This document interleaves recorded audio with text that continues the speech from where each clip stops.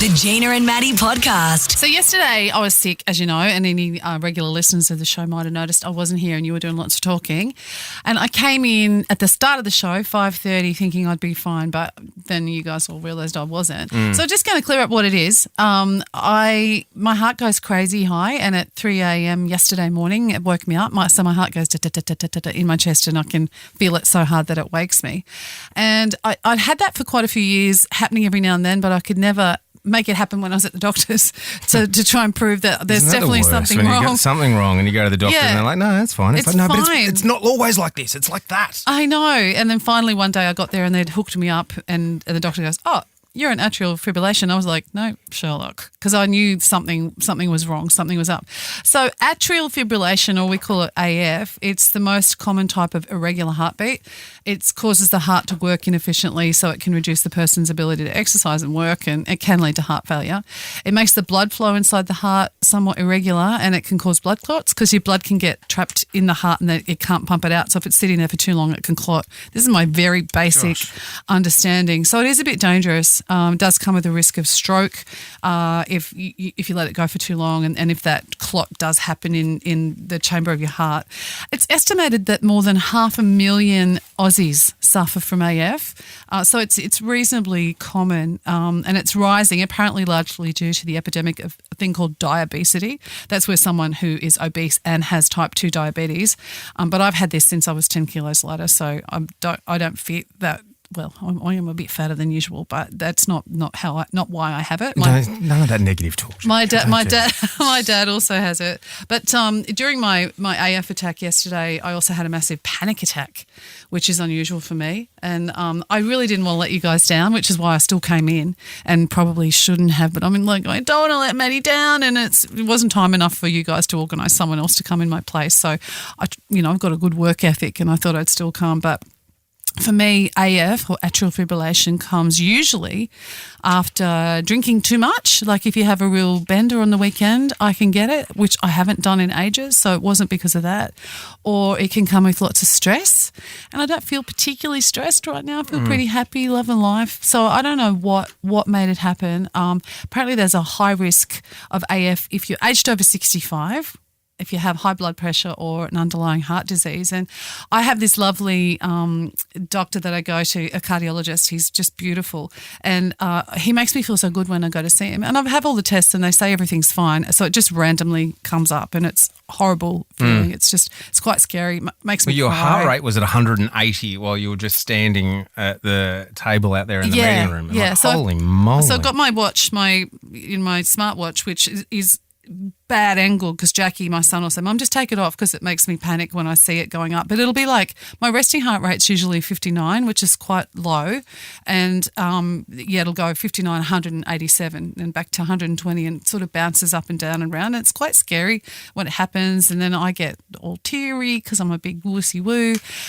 But I still wanted to come in. But the thing when I go to see my beautiful cardiologist, Majid, Dr. Majid, I feel so good when I leave him, because he tells me I'm his youngest patient and he always gives me a 10 out of 10. So I walk out of there bouncing past all the pensioners going, oh! I think that's something also, G, it has a work ethic. I think making a call on your health rather than coming in and working is more of a work ethic than making sure you look after yourself rather than worrying about talking into a stick. I know, and I will next time. But I know I was silly for coming in and trying to do it. But I normally, if you get sick earlier in the night, you can ring Shane with a wire and say, hey, I'm not feeling well, and get someone to fill in. But it was too late by the time I realised I was sick. So I tried really, really hard to be here to keep talking in this stick. And So should we rename the show Gina and Matty AF? Is that what you're saying? Yes. Is that already taken? Oh, it's already taken. Okay, no worries. Gina and Matty. Hey, just quickly, G, I saw on your Instagram you did a little tour through your freshly renovated house, which was quite nice. Finally. Your the house kitchen's looks done. beautiful. Thank you. Just bathroom-wise, I don't know if this is something that you should consider, because apparently, according to Yahoo News, double vanities are a must-have for nearly 70% of home buyers, according to the National Association of Home Builders, because it is saving marriages having a sink each. Yes, because you know what? I complained to my husband only yesterday. I said to him, I started off with, isn't that new toothpaste good? We've got this new toothpaste really tingy, like really, really tingly.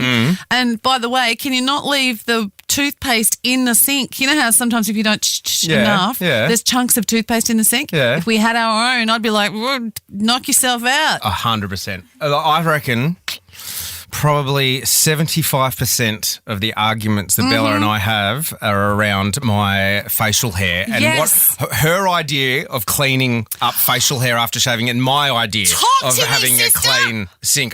Just because there's a couple little sprinkles of hair left. We don't want to see your sprinkles of hair. Okay.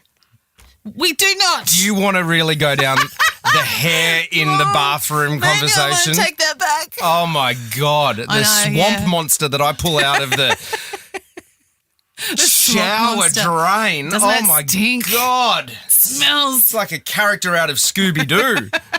Except you can't pull the mask off and if it wasn't for the pesky kids. Anyway. Gina and Matty. I had this story ready to tell you yesterday, but I wasn't here yesterday because I had a day off from being sick. But I actually had a really wonderful, boring weekend. Just mowing it, because, we usually do a story on Monday about what we did on the weekend. And I'm always thinking all through the weekend, write notes down if anything funny happens and ready to share. But this time we just watched Netflix, talked to the neighbours. What did you watch? Kind of did nothing. I've just finished Sirens. You finished it? Yeah. I've seen that is like the easiest binged show on Netflix at the moment. We watched one episode. It's really good. It's really good. Julianne Moore is amazing in it. Yeah. I love her. So finished that yesterday. And we also finished Lincoln Lawyer.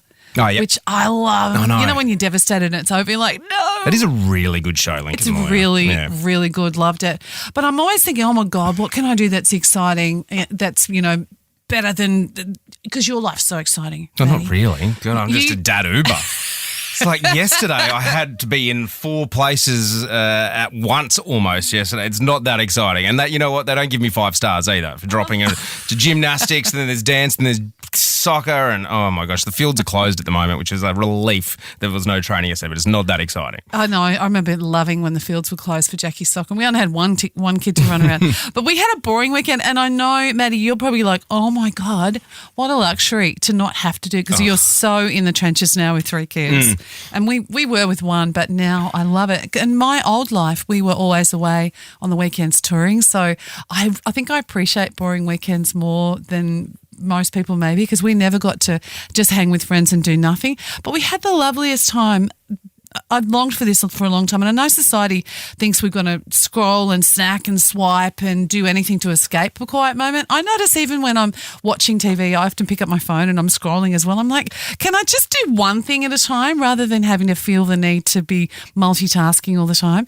But it gave us the chance to have some beautiful time with our family. We saw my mum and dad, Rod saw his dad, and we got to see Rod's daughter Jem, who's over from LA, and she's just the most beautiful human, and sat and talked. I just love that feeling of not feeling like, okay, quick, because I've got to go to something else. You can just sit and talk as long as you like. And my favourite moment of the weekend was Jackie, our 22-year-old son, who's just kind of come out the other side of being in his bedroom a lot, playing at Xbox with his mates or being away. He's often away on tour and stuff. And he sat down and talked to me for about an hour and a half. And I was like, oh, my God, this is so precious. It's new. I mean, one of the greatest things I think as a parent is that your adult kids want to hang out with you, and we kind of slide in and out of that. Sometimes he's we're not that cool. We're often not that cool, but it's cool because now you got little kids. I got big kids, including Jem, and they know so much stuff that you didn't teach them. I remember feeling that moment and going, oh my God, when they first go to school, I didn't teach you that. But now Jackie spends a lot of time researching his generation. I don't know if it's just Jackie or if it's his generation and Jem. Their outlook on life is really fascinating. They've got really different ideas about diet and lifestyle and exercise and alcohol. Jackie's like, Mum, do you know what alcohol does to your body and all those things? And everything from supplements. Jackie's doing, have you heard about mushrooms? Well, this is a loaded question. like lion's mane mushroom Yes, is a I have. supplement that helps you with your memory, which one of us in this room really needs that?